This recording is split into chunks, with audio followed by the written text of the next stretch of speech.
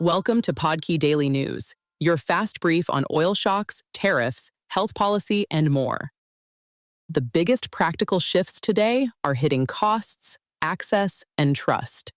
Oil is back above $100, a new tariff regime is taking effect, and several health and savings policies look far more consequential in execution than in headline form. Brent crude moved above $100 a barrel after renewed U.S.-Iran hostilities, Iranian retaliation, and Houthi attacks on Saudi oil tankers. That matters well beyond fuel. Higher oil feeds into shipping, food, and fertilizer costs, and markets are already reacting with bond sell-offs and higher U.S. borrowing costs. The immediate choke point to watch is the Bab-el-Mandeb Strait. The Houthis have threatened to block it, which would raise the risk of broader Red Sea disruption. One reason prices have not moved even harder is that China cut imports early, softening demand pressure. If those stockpiles run down and Beijing comes back into the market, the next leg up gets easier to imagine. The administration also put a new tariff structure into effect on July 24th, roughly 10 to 12.5%, aimed at imports tied to forced labor. Officials say the reach is massive, covering effectively almost all U.S. imports in practice, even though reporting differs on whether the list is 59 countries plus the EU or more than 80 economies. The timing was deliberate. A senior official said the rollout was sequenced with the expiration of the prior 10% global tariff to simplify compliance. Critics in Congress and industry say this looks a lot like a political relabeling of broad tariffs that already faced legal trouble, especially because there are still carve-outs for some energy and food products. So the near-term question is simple. Will this change sourcing behavior in a meaningful way or mostly preserve the old tariff burden under a new rationale? In health regulation, an FDA advisory committee voted to ease restrictions on 6 of 7 peptides under review, a notable signal that these products may be moving toward wider legal acceptance. If the FDA follows through, patients could get them by prescription from U.S. compounding pharmacies instead of buying research-grade peptides from overseas gray markets labeled not for human use.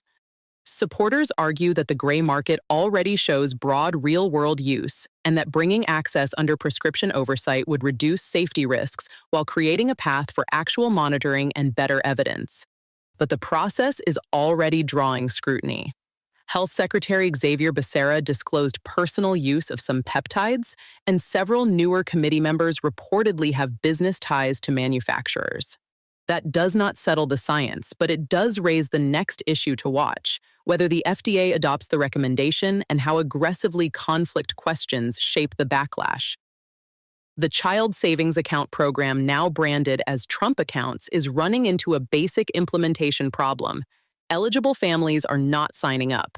The policy gives every child born after January 1st, 2025, a $1,000 federal contribution into a low-cost index fund account, with families, employers, and philanthropists allowed to add more. At age 18, the account converts into an IRA with limits aimed at long-term uses like retirement, college, or a first home, and penalties for early withdrawal. The issue is uptake. Only about 6.5 million children, under 10% of those eligible, have accounts opened, and only about a quarter of qualifying children have enrolled in the grant program. The biggest design flaw is that sign-up is opt-in through a checkbox on an April tax return, which misses many lower-income families who do not file. That creates an equity risk. Awareness is especially low among the poorest households, and if mostly affluent families enroll and make extra contributions, the program could widen wealth gaps rather than narrow them. State pilots suggest the obvious fix: automatic enrollment. Where parents had to opt out, participation was close to universal.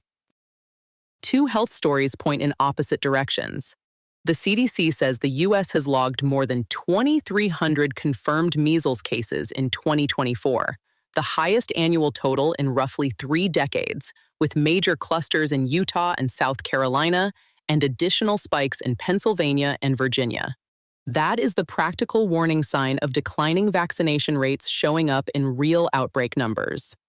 At the same time, Oxford researchers gave the first human dose of an experimental vaccine for the Bundibugyo Ebola strain in a 50-person trial.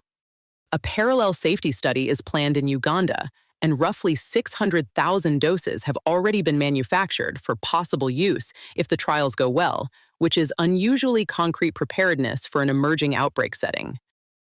The International Criminal Court took an unprecedented hit when member states voted 82 to 43 to remove Chief Prosecutor Karim Khan.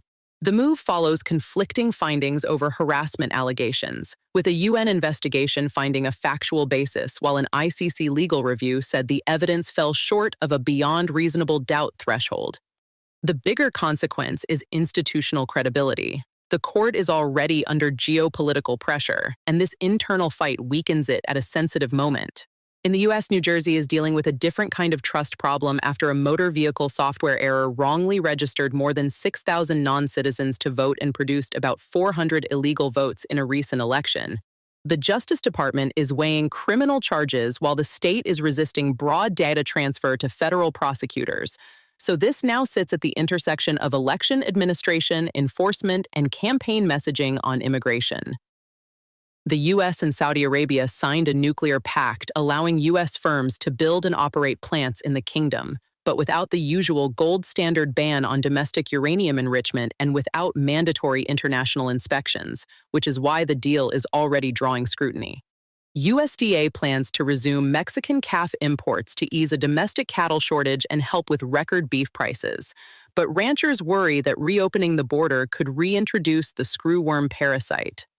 In media, the proposed $81 billion Paramount-Warner Brothers Discovery merger is delayed until at least June 2027, while a 12-state antitrust case moves forward, a sign that big consolidation still faces a very hard regulatory path. And in Europe, governments are debating whether to keep buying U.S. defense systems like the F-35 or spend more on domestic programs, while startups in drones and counter-drone tech gain traction because they are cheaper and faster to field. That's the brief for now. You've been listening to Podkey Daily News. Come back for the next high signal update. This episode was generated by Podkey. Create your own at podkey.fm.